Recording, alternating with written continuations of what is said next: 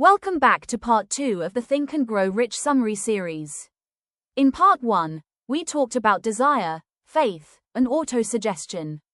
Today, we dive into chapters 4, 5, and 6, 3 of the most powerful ideas Napoleon Hill ever wrote: specialized knowledge, imagination, and organized planning.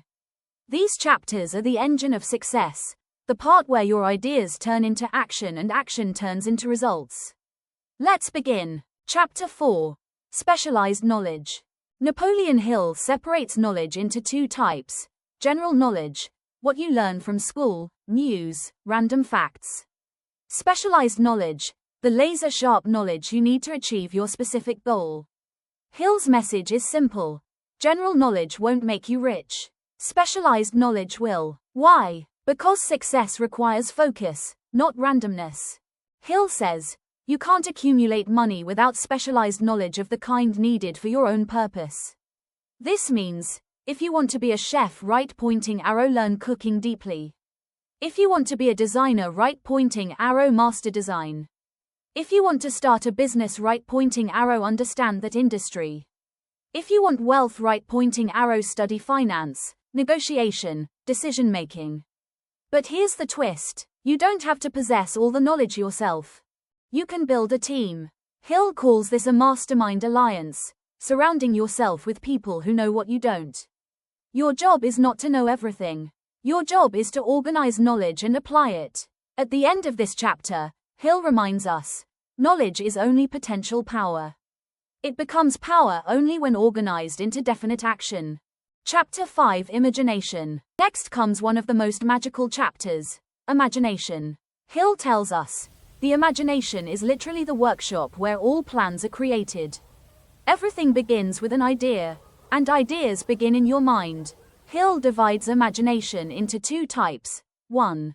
Synthetic imagination. This is when you take old ideas and rearrange them into something new. Most inventions and businesses come from this. Example: Uber didn't invent taxis. They rearranged the idea using smartphones.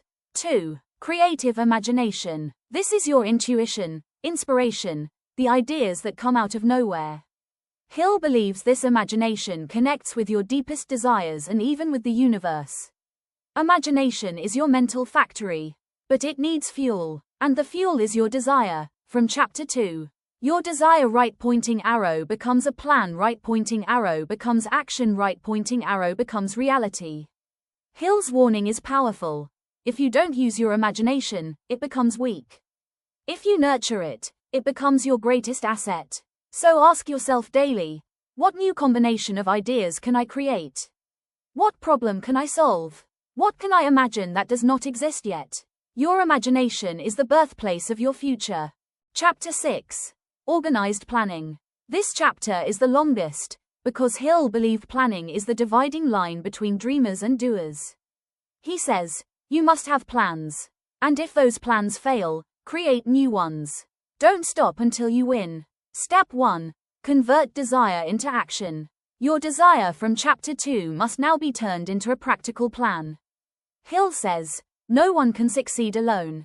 So he instructs us to create a mastermind group, a small team of people who help you, support your goals, and share knowledge. Step 2. Build plans that are practical. Your plan must include what you want, when you want it, what you will give in return, the step-by-step path to get there. Your plan doesn't need to be perfect. It only needs to exist. Step 3. Expect failure and redesign. Hill is brutally honest. Your first plan will probably fail. Everyone's does. But failure is not a signal to stop.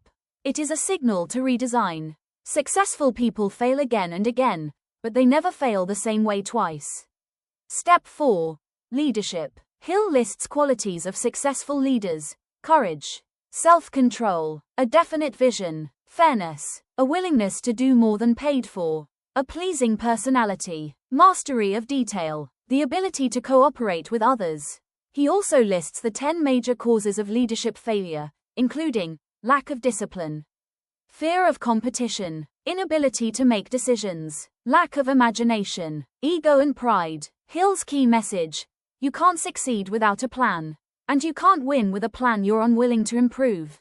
Step 5. Execution. The chapter ends with this powerful truth. People don't fail because of lack of money, talent, or opportunity. They fail because of lack of a plan, or lack of persistence to follow the plan. Organized planning is the bridge between your dream and your achievement. And that wraps up part 2 of our Think and Grow Rich series. Today we covered 3 of the most powerful ideas: specialized knowledge, imagination, and organized planning. These aren't just theories, they are tools you can use to reshape your future starting today. And guess what? I'll also be uploading shorts on these 3 chapters, highlighting the most essential points so you can revise them quickly anytime. So keep an eye on Grow with Mehz, both on Instagram and YouTube. You don't want to miss those. In the next part of the series, we'll break down chapters 7, 8, and 9, decision, persistence, and the power of the mastermind. Trust me, it only gets better from here. Thank you so much for watching. If this helped you, leave a like, subscribe, and share it with someone who needs motivation today.